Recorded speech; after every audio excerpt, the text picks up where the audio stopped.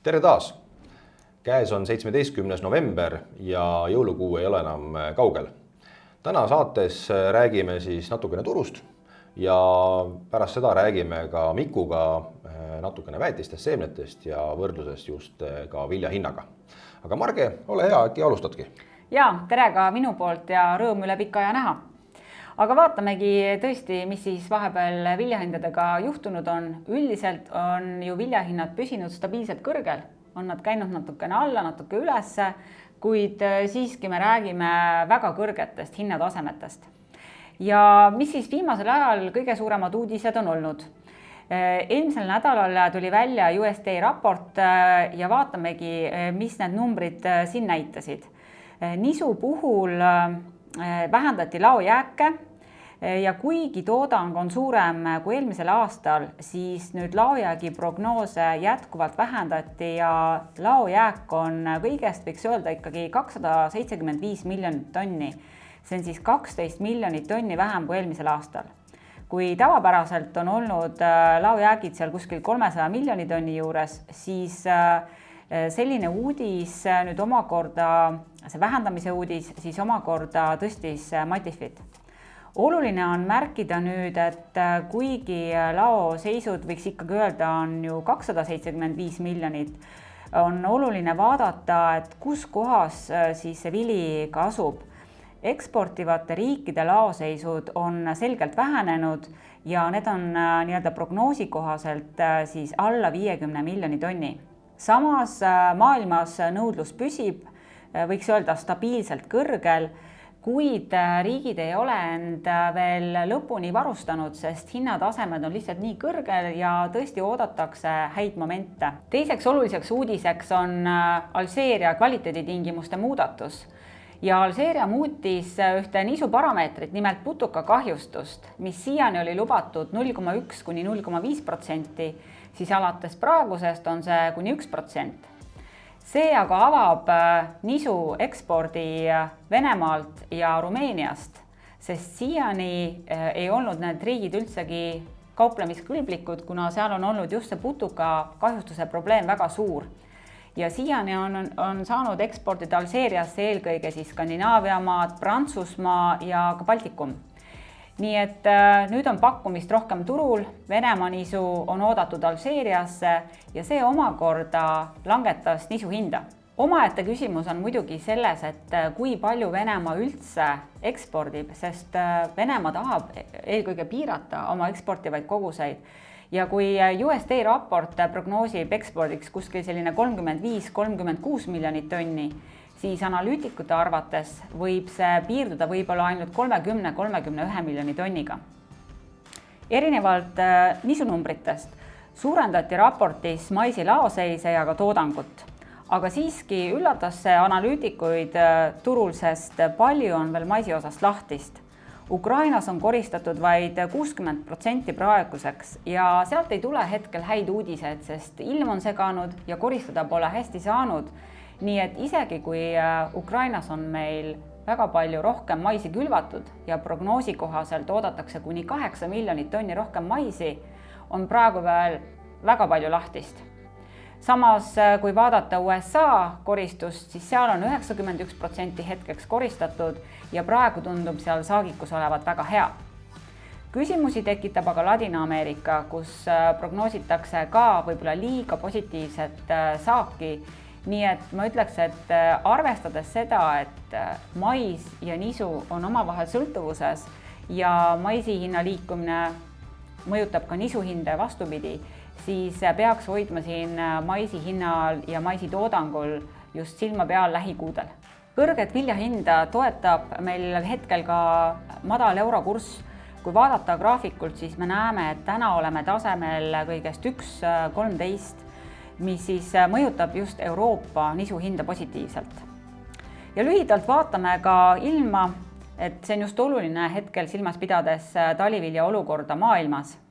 Et Euroopa pilt paistab praegu hea olevat, seal on nii sooja kui niiskust ja taliviljad on heas seisukorras.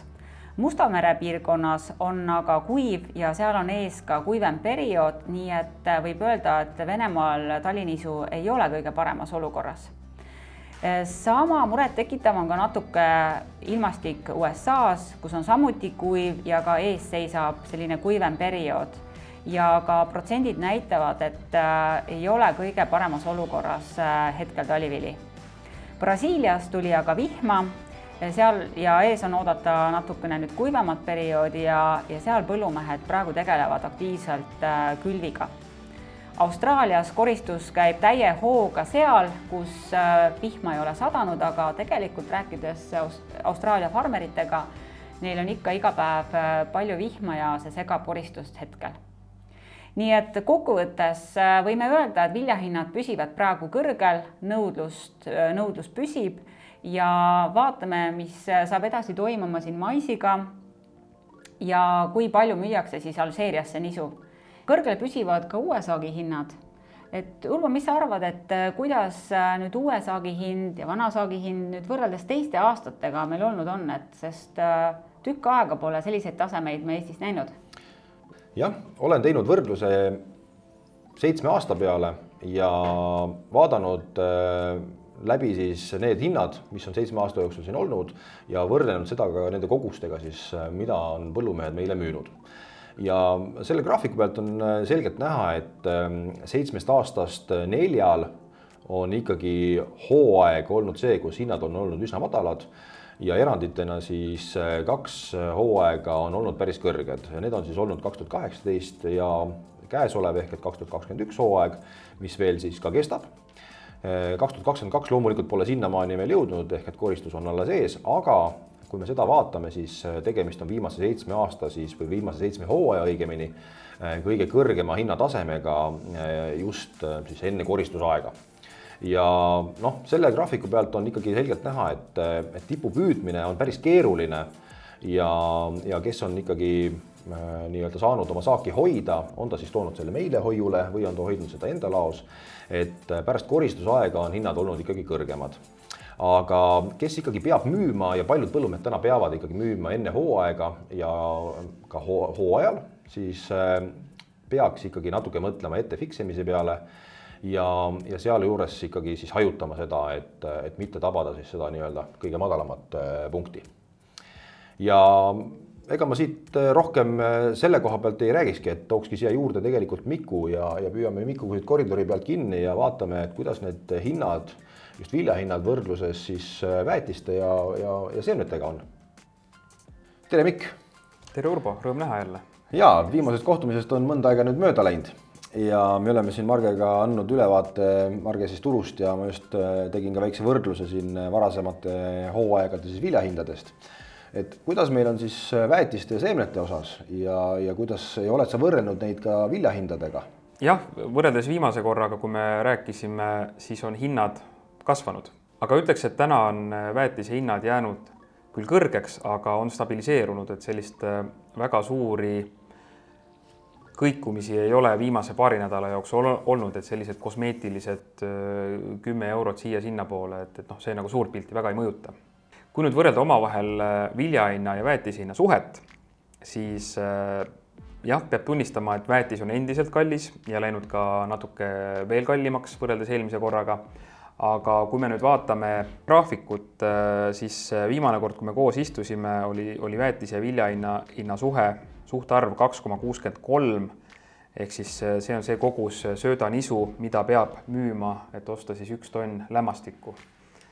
Tänaseks päevaks on see koefitsient või suhtarv veelgi tõusnud, olles 2,84 ja paratamatult jah, peab tõdema, et tarvikute poole pealt väetis on täna väga kallis, aga ma ütleks ka teistpidi, et ükski märk ei näita, et see väetis lähiajal hakkaks odavamaks minema. Ja need märgid, kui nüüd lugeda või turuinfo, mida nüüd öelda, mille baasil see arvamus kujuneb, ma võin nad ühekaupa kõik ette lugeda, et kindlasti vilja hind on see, mis toetab, sest ka uue saagi hind on olnud ju tõusvas joones pigem. Hetke küll, jah. Et see kindlasti on ka üks tegureid, mida ka väetisetootjad vaatavad. Teisalt ka nõudlus, et kuna Venemaa siin on rääkinud ekspordi nii-öelda piiramisest 6 kuuks, ehk siis planeeritult planeeritakse nii-öelda katta oma siseturu vajadus ja see väljamüük nii-öelda riigist piiratakse siis mingiks perioodiks suure tõenäosusega ära. Küll aga ei tähenda see seda, et kaupa üldse saada ei ole. Et seal on ikkagi nii-öelda kvoodid ees, et lämmastikväetistel on see natuke alla 6 miljoni tonni ja NPK väetistel on siis natuke üle 5 miljoni tonni. Ehk siis põhimõtteliselt see nii-öelda suurusjärk on sama, mis on varasematel aastatel nad ikkagi eksportinud. Küll aga on siin üks aga, et kuna täna ikkagi väga paljud Euroopa tootjad ja ka mujal maailmas on oma tootmist ikkagi kõrge gaasihinna tõttu vähendanud, siis siit ma nagu järeldaks, et ega seda kaupa nagu turul üleliia palju ei ole. Ja teiselt poolt ka nõudlus, et ka Skandinaavia riigid ja nii-öelda see vana Euroopa on meil täna sealmaal, et kus ei ole kõik kaubad ära ostetud ja neil see hooaeg tuleb palju varem kätte. Ehk siis nõudlus turul on ikkagi suur.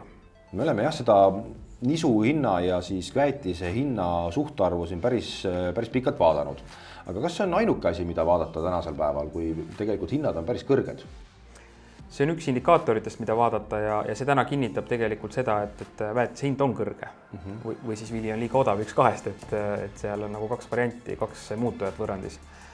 Küll aga selle baasil nüüd täna otsustada, et kas osta väetist või mitte, ma arvan, et ei ole päris õige, sellepärast et need hinnad on kõrgeks läinud ja nagu ma ütlesin, lähiajal ei paista ühestki faktorist, et see hind madalamaks läheks.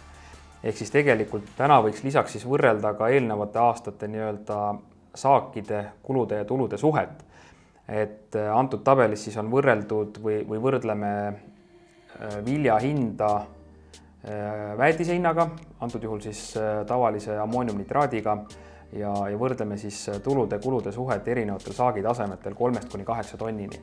Et meil ei ole mõtet siia võtta kogu kulusid, nii-öelda tootmiskulusid sisse, sest kõikidel tootjatel on natukene erinevad ja teiselt poolt, et me peame täna ikkagi võtma mingi võrdluse, siis, millega me võrdleme väetise ostuhinda, et kas tasub osta või ei tasu osta.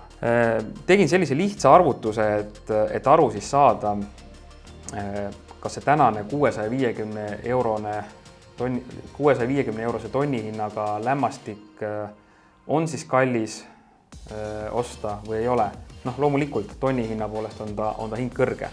Aga kui me võrdleme seda nii-öelda piiri, ma ütleks, et see on tasuvuspiir, aga kui me võrdleme 2020 ja 2021 aasta hooaega ja paneme sinna kõrvale siis 2022 tulevase hooaja, siis tegelikult see tasuvuspiir tuleb seal kuskil 4 tonni nisusaagi juures täis. Lihtsasti kokkuvõttes siis, kui me arvestame need kulud hektari peale 150 kilogrammise lämmastiku kogusega tegevaines, siis täna on talinisu kevadine väetamine circa 200 eurot hektari kohta kallim kui eelmisel hooajal. Kui me aga võtame 4-tonnise nisusaagi ja korrutame selle hinnavahega läbi, ehk siis tänase viljahinna vahe eelmise aasta keskmisega ongi kuskil 60 eurot tonn, siis 60 korrutada 4 tonni on 240 eurot nii-öelda siis tulu poole pealt. Ja kui me sealt võtame selle 200 eurot hektari kohta lisakulu maha, mis täna väetis kallim on, siis tegelikult me näeme, et see 40 jääb isegi üle. Ehk siis 4 tonni on täna see piir tänase vilja hinna juures, kus tegelikult tasub seda 650 eurost väetist panna. Et kokkuvõttes siis arvestades tänast vilja hinda, millega on võimalik fikseerida ja võttes aluseks siis tänase lämmastiku hinna, mis on keskeltläbi 650 eurot tonn, siis 4-tonnise talinisu saagi juures oleme me samal tasemel või isegi natukene üle, kui me olime 2021 saagi aastal. Sõltuvalt siis, milline kellegi saak täpselt oli, aga nii keskmiselt. Ehk et tegelikult peab kõike vaatama perspektiivis ja hektari peale. Ega siin niimoodi absoluuthinnana vaadata otseselt ei saa. Just. Ka väetise turg on päris põnev, et kui võrrelda viljaga. Aga Mikk, sa tegeled meil ka seemnetega, et kas seemned lähevad siis samasse nii-öelda takti teistega? Ütleme niimoodi, et seemetarvikute näol on ikkagi väga tihedalt seotud vilja hinnaga, et tegelikult kui vilja hind tõuseb, siis proportsioonis tõuseb ka seemne hind, et see on ka loogiline, sest noh, seemed, kes meile kasvatavad, siis ega nemad ei saa ka oma seemnematerjali ju müüa, nii-öelda toormaterjali müüa odavamalt kui vili, et vastasel juhul see lihtsalt äriliselt ei ole mõistlik. Ehk siis seemne hind, ma ütleks, et ei ole sellisel määral kindlasti kallinenud, et ta on ikkagi proportsionaalselt vilja hinnaga vastavuses. Okay. Küll aga, kui nüüd rääkida kuludest, siis teatud kultuuride ja sortide puhul kasutades seemet, see hektari hind võib jääda isegi sama võrreldes eelmise aastaga või minna odavamaks, sest et möödunud põuase hooaja tõttu seeme on jäänud natukene peenemaks, ehk siis 1000 seemne mass on madalam. Ja kui arvestada siis külvise norm per hektar välja, siis tegelikult see kulu on isegi väiksem. Ehk siis kõrgema tonni hinna puhul see hektari kulu võib jääda samasse suurusjärku. No see on ju täitsa positiivne. Just. Ja muidugi, mis siin veel siis kõrgete väetiste hindadega on olnud teemaks põllumeestega, et kuidas siis kas hoida kokku, kust hoida kokku, siis väga palju on ka mõeldud selle peale, et milliseid kultuure kasvatada, et natukene seda ökonoomikat või riske hajutada. Nojah, sest et ega talivilja on ju väga palju külvatud, nüüd ongi ju suvivili jäänud, et mis siis valikutes on. Et kindlasti mõtteks olnud hernes, mis on siis väetamise poole pealt, ma ütleks, mitte nii tundlik, et seal saab natukene ökonoomitada ja teraviljadest kindlasti on kaer selline kultuur, kus saab ka natukene väiksemate kuludega hakkama. Aitäh sulle, Mikk! Selline see saade seekord sai. Selleks korraks lõpetame ja kohtume juba järgmine kord. Nägemiseni!